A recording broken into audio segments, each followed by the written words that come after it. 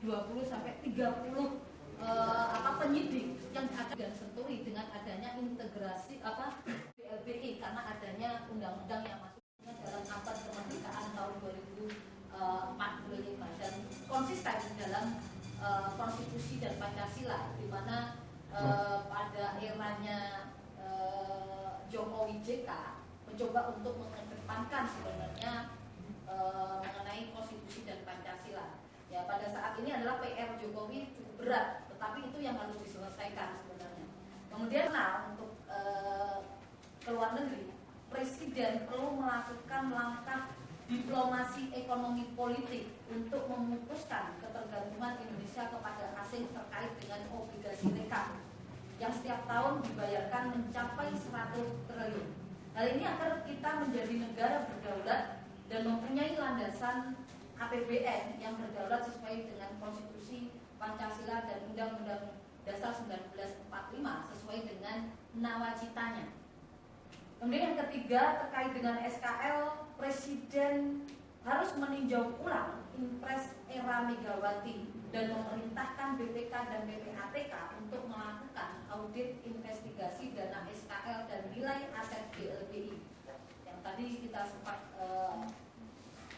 sampaikan di awal berapa besar untuk besaran dari kasus-kasus korupsi yang ada.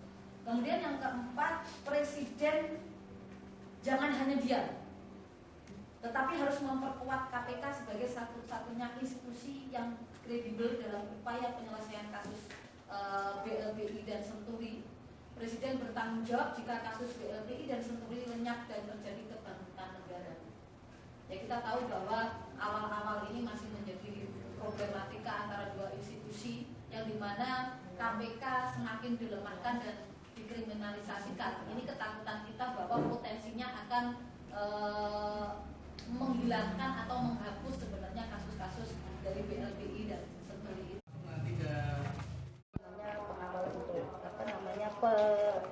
penuntut penyelesaian kejahatan ekonomi ini mencoba untuk mengawal ya, karena ada proses-proses pelemahan dan kriminalisasi terhadap KPK yang di mana berpotensi pada penghapusan terhadap kasus-kasus BLBI dan Senturi ini.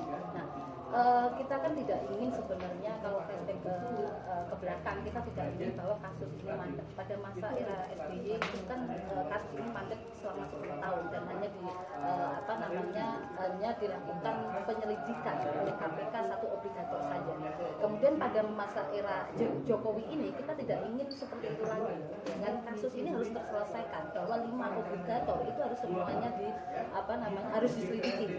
Tetapi dengan adanya tantangan yang begitu besar, dengan adanya proses-proses upaya-upaya pelemahan KPK, kemudian kriminalisasi yang diberikan kepada institusi KPK, ini saya rasa perlu butuh pengawalan dari masyarakat sipil dalam penyelesaian kasus-kasus BLBI maupun Senturi, karena kita tidak menginginkan bahwa potensi kerugian yang kita khawatirkan adalah senilai 2.000 triliun di tahun 2015, dan itu pada waktu 2013, pada waktu 2033 itu bisa berpotensi sebenarnya kerugian negara sebesar 5.000 triliun begitu kan, 5.000 triliun, dan itu diperpanjang sampai 2043. Itu yang kita tidak inginkan.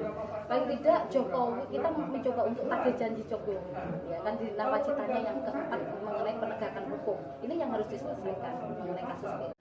Yang kita inginkan di Jokowi sendiri adalah statement-statement yang dikeluarkan tidak begitu tegas dalam penegakan hukum. Kita mencoba untuk Jokowi coba dikeluarkan oleh Jokowi tidak ambigu. Itu dua hal yang berbeda ya. Ini adalah cara